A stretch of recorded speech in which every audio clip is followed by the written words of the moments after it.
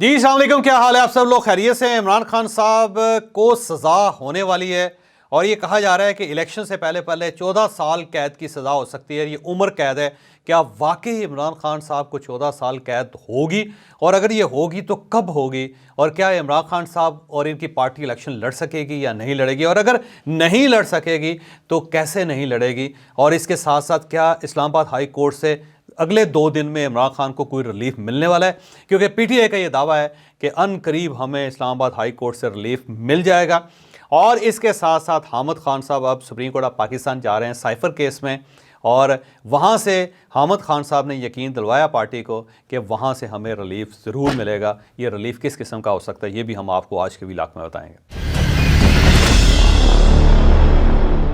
कल इमरान खान साहब का साइफर का केस जेल में चल रहा था और उसमें पहली मरतबा 9 गवाह पेश किए गए और उन 9 गवाहों ने अपनी गवाही जमा करवानी थी, लेकिन वहाँ पे गवाही नहीं हो सकी। उसकी वजह यह थी कि जज साहब लेट हो गए, कुछ इमरान खान साहब के साथ जो वकला की मीटिंग थी उसमें ताख़ीर हो गई और उस ताख़ीर का फ़ायदा ये हुआ कि जो 9 गवाह थे वो भुगत नहीं सके। अब ये 9 गवाह कौन कौन से हैं, इसके बारे में कुछ मुख्तलिफ़ लोगों ने मुख्तलिफ़ आरा दिए हैं, लेकिन जो मेरे पास एक फ़हरिस्त है वो मैं आपके साथ शेयर कर देता हूँ और उसके बाद फिर हम थोड़ी सी आगे चल के भी डिटेल देंगे कि ये गवाह करेंगे क्या। तो इन गवाहों में इमरान सजाद हैं, अकील हैदर हैं, शमून कैसर हैं, एम फजल है, नादिर ख़ान है, इकरा अशरफ है, ये खातून है, फ़रख अब्बास हैं और हसीब बिन अज़ीज़ हैं, फिर शबीर और खशनूद भी शामिल हैं। बहरहाल ये तादाद ज़्यादा लिखी गई है, लेकिन ये 9 गवाह थे और ये फ़ैसला हुआ कि हर हेयरिंग में 3 गवाहों को भुगताया जाएगा, 3 गवाहों की गवाही ली जाएगी। अब सवाल ये है कि 28 गवाह हैं और अगर 28 गवाहों को हर बार 3 गवाह अगर भुगताए जाएँ तो फिर इमरान खान साहब के केस में बहुत ताख़ीर हो जाएगी। लिहाजा ये फ़ैसला किया गया है कि जो इजाफी 9 गवाह हैं उनको ड्रॉप करके सिर्फ 19 गवाह रखे जाएँ जो मेन गवाह हैं, जिनकी गवाही की कोई हैसियत है। तो एक तो इमरान खान साहब के ख़िलाफ़ जो गवाह हैं उनकी फ़हरिस्त कम हो जाएगी, कुछ 9 गवाह ड्रॉप करके सिर्फ 19 गवाहों तक ये मामला चला जाएगा। अब सवाल ये है कि अगर 19 गवाह हों और जब ये गवाही दें हर हेयरिंग पे 3 गवाह, तो फिर आपको तकरीबन 7 हेयरिंग्स चाहिए होंगी सिर्फ गवाह मुकम्मल करने के लिए। अब इसमें 4 ऐसे गवाह हैं जिसके ऊपर ज़्यादा जरा होगी। उसमें एक तो सेक्रेटरी उस पर फ़ॉरेन अफेयर थे सुहेल महमूद साहब, फिर आज़म खान साहब उसके अंदर शामिल हैं, फिर जो उस वक्त के एम्बेसडर थे, बाद में वो सेक्रेटरी खारजा भी बने थे, असद मजीद, वो उसमें शामिल हैं। फिर इनके साथ इमरान खान साहब के मिलिट्री सेक्रेटरी थे, जिनके बारे में इमरान खान साहब की पूरी कोशिश है कि उन्हें भी बुलाया जाए किसी न किसी तरीके से, लेकिन मेरा नहीं ख्याल कि उनको बुलाया जा सकेगा, लेकिन इमरान खान साहब की कोशिश है। इमरान खान साहब की एक और कोशिश भी है कि वो जनाब बाजवा साहब को इसमें शामिल कर सकें, क्योंकि वो इंप्रेशन दे रहे हैं कि अफवाज पाकिस्तान ने ये साइफर चोरी करवाया था और उस वक्त जनाब बाजवा साहब इस साजिश का हिस्सा थे। तो इमरान खान साहब की कोशिश है कि जनाब बाजवा साहब को भी अदालत के कटहरे में खड़ा किया जाए, लेकिन ये भी मुझे नहीं लगता कि मुमकिन हो सकेगा। तो 3 या 4 गवाह ऐसे हैं जिनके ऊपर बहुत ज़्यादा हेयरिंग, बहुत ज़्यादा टाइम लगेगा और उस टाइम का फ़ायदा इमरान खान साहब उठाने की पूरी कोशिश करेंगे। अब अगर ये सोच लिया जाए कि हफ़्ते में 1 हेयरिंग होगी और अगर 7 हेयरिंग्स के अंदर ये सारा मामला निपटता है तो 7 हफ़्ते तो आपको कम से कम लगेंगे इस सिर्फ गवाहों की फ़हरिस्त को पूरी तरह इस्तेमाल करने में या पूरी तरह खंगालने में। लेकिन मेरा ख्याल ये है कि अब ये हेयरिंग्स 1 से ज़्यादा होंगी। सरेदस्त तो ऐसे महसूस होता है जैसे मंगल के दिन हर हफ़्ते होगी हेयरिंग, लेकिन मंगल के दिन नहीं, ये अब हफ़्ते में 2-2, 3-3 हेयरिंग्स हो के इस मामले को तेज़ी से निपटाया जाएगा। फिर भी अगर इसको थोड़ा सा खींचा जाए तो मेरा ख्याल है दिसंबर तक का महीना जो है वो गुजर जाएगा सारे मामले में। तो नवंबर का महीना गुजर गया, फिर दिसंबर का महीना गुजर गया और फिर अगर ये फ़ैसला आना है तो जनवरी के महीने में ये फ़ैसला आएगा और उस वक्त तक बड़ी सूरत क्रिटिकल हो जाएगी पीटीआई के लिए, क्योंकि इलेक्शंस की गहमा गहमी शुरू हो चुकी होगी और इमरान खान साहब ने अपने उम्मीदवारों का फैसला कर लिया होगा, टिकट्स अनाउंस कर दिए होंगे और उन टिकट्स के ऊपर इमरान खान साहब के दस्तखत होंगे, क्योंकि इस वक्त 3 लोग हैं जो टिकट्स के ऊपर सिग्नेचर कर सकते हैं। चेयरमैन इमरान खान साहब कर सकते हैं, वाइस चेयरमैन शाह महमूद कुरैशी साहब कर सकते हैं और जो प्रेसिडेंट इनके परवेज़ इलाही साहब हैं वो कर सकते हैं।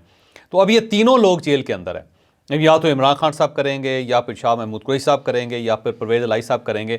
अब ये तीनों में से अगर किसी के हाथ ये इख्तियार आ जाता है और वो सज़ावार हो जाता है तो फिर फौरी तौर पे ये टिकट्स मनसूख हो जाएंगे। आपको याद होगा कि 2018 में फरवरी 2018 में मियां नवाज शरीफ साहब की डिस्क्वालिफिकेशन हुई थी 21 फरवरी 2018 में, और उस वक्त अगले सेनेट के इलेक्शंस हो रहे थे 3 मार्च को। तो मियां नवाज शरीफ साहब बतौर प्रेसिडेंट या बतौर चेयरमैन या बतौर कायद उन्होंने उन टिकट्स को जारी किया था, उसके ऊपर नवाज शरीफ साहब के दस्तखत थे। और जब ये इशू अदालत में गया तो ना सिर्फ मियां नवाज शरीफ को डिस्क्वालीफाई कर दिया गया बल्कि उनके तमाम इकदामात को भी कॉलअदम करार दे दिया था, जिसके फौरी बाद जो टिकट से उसकी वैल्यू ख़त्म हो गई थी क्योंकि अब वो टिकट्स जारी नहीं कर सकते थे। फिर पाकिस्तान मुस्लिम लीग नून को सेनेट के इलेक्शन आज़ाद लड़ने पड़े थे। बिल्कुल यही सूरत हाल इमरान खान साहब के लिए हो सकती है कि जब ये टिकट्स जारी कर चुके होंगे और उस वक्त इनके खिलाफ फैसला आ जाता है और इन्हें 14 साल कैद हो सकती है, क्योंकि मेरा ख्याल ये है कि 14 साल कैद इनको हो जाएगी, उम्र कैद जिसको कहते हैं। और उस वक्त जब ये फैसला डिक्लेयर हो जाता है तो साथ ही जो उन्होंने MPs और MNs को टिकट जारी किए होंगे वो कॉलअदम करार हो जाएंगे। जब वो कॉलअदम करार हो जाएंगे तो फिर इनके उम्मीदवार इलेक्शन नहीं लड़ सकेंगे, फिर ये सारी एक्सरसाइज जो है अकारत जाएगी। अब सवाल ये है कि इमरान खान साहब अगर इस खदशे की वजह से अगर वो टिकट जारी नहीं करते तो फिर जाहिर है वो इलेक्शन की दौड़ से बाहर हो जाएंगे। तो एक 2 धारी तलवार है जिसके ऊपर इमरान खान साहब को अगले 2 महीने चलने पड़ेंगे। अगर वो टिकट जारी कर देते हैं कॉलअदम हो जाएंगे, और अगर वो जारी नहीं करते तो टाइम गुजर जाएगा जिसमें उन्होंने अपने उम्मीदवारों का फैसला करना है। तो एक बड़ी क्रिटिकल सी सूरत हाल है जिसको जाहिर है ये फैसला करने वाला है या फैसला देखने वाले इंजॉय कर रहा है। तो इमरान खान साहब के लिए बड़ी आने वाले दिनों में मज़ीद ये सूरत हाल ख़राब होती हुई नज़र आ रही। बहरहाल ये फ़ैसला मेरा ख्याल ये है कि जनवरी के महीने में हो जाएगा और इमरान खान साहब जो आने वाला इलेक्शन है उसमें बाहर नहीं आ सकेंगे और उन्हें ये इलेक्शन जेल के अंदर ही रह के लड़ने पड़ेंगे और शायद इनकी पार्टी इलेक्शन लड़ने के काबिल भी न रहे। यहाँ मैं आपको ये भी बता दूँ एक दूसरा फ़ैसला भी है जो इमरान खान साहब के गले में पड़ने वाला है और वो है इद्दत के अंदर निकाह, और वो फ़ैसला जो है ना वो भी आने वाला है। तो इमरान खान साहब को आने वाले दिनों में 2 फैसलों के तोहफे मिलेंगे। एक इद्दत में निकाह जिसमें ज़ाहिर बीबी बुशरा जो है उनको भी सज़ा हो जाएगी, और साथ साथ इमरान खान साहब का साइफ़र का केस। लेकिन यहाँ पे 2 खुशखबरियाँ इमरान खान साहब के लिए हैं जिसका मैं जिक्र आज के व्लॉग में करना चाहता हूँ। पहली खुशखबरी ये है कि इस्लामाबाद हाई कोर्ट में इनके वकला ने एक पटिशन दायर की हुई थी और उस पटिशन को 2 रुकनी बेंच सुन रहा था, जिसमें मियां गुल हसन औरंगज़ेब साहब शामिल हैं जस्टिस, और फिर जस्टिस अरबाब ताहिर साहब उसके अंदर इंट्रा कोर्ट अपील है ये इमरान खान साहब की। इसमें एक अच्छी चीज़ ये निकली कल, इसमें इनके वकला ने ये क्लेम किया हुआ था कि ये जो स्पेशल कोर्ट बनी है ये हुकूमत बना सकती है, और हुकूमत क्या होती है वो काबीना होती है, लिहाजा काबीना ने फ़ैसला करना होता है, गवर्नमेंट ने नोटिफिकेशन करना होता है। लेकिन इसके बजाय ये नोटिफिकेशन वज़ारत दाखिला ने किया।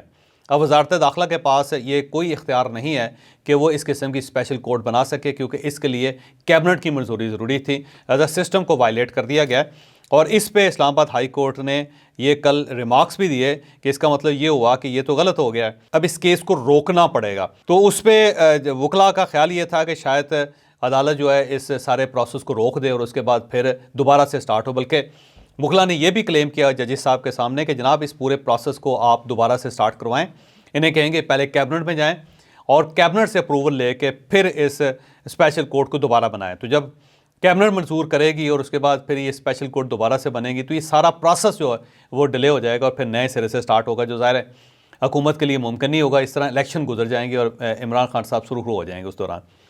तो अब एक इनके पास ये है खिड़की खुली है, क्योंकि इसमें गवर्नमेंट वाकई गलती कर गई है कि इन्होंने कैबिनेट से अप्रूवल के बगैर ये स्पेशल कोर्ट बना दी थी। तो अब हो सकता है इस्लामाबाद हाई कोर्ट मजबूर हो जाए और ये ऑर्डर जारी हो जाए। अगर जारी हो गया तो फिर इमरान खान साहब का केस दोबारा से स्टार्ट हो जाएगा और इसका इमरान खान साहब को फ़ायदा होगा। सुप्रीम कोर्ट बार एसोसिएशन के इलेक्शंस हो गए हैं और हामिद खान क्योंकि उसके अंदर मशरूफ़ थे बहुत ज़्यादा, अब वो फ़ारग हो गए हैं। तो अब हामिद खान साहब अपील कर रहे हैं सुप्रीम कोर्ट ऑफ पाकिस्तान में इमरान खान साहब के साइफ़र केस में बेल के। अब अगर हामिद खान साहब जाते हैं और साइफ़र केस में बेल अप्लाई करते हैं तो हामिद खान साहब इतने तगड़े वकील हैं कि इसका फ़ायदा इमरान खान साहब को हो सकता है। तो अब अनकरीब आप हामिद खान साहब को इस्लामाबाद के अंदर सुप्रीम कोर्ट के अंदर आप देखेंगे कि वो इमरान खान साहब की साइफ़र केस में ज़मानत की अपील कर रहे होंगे।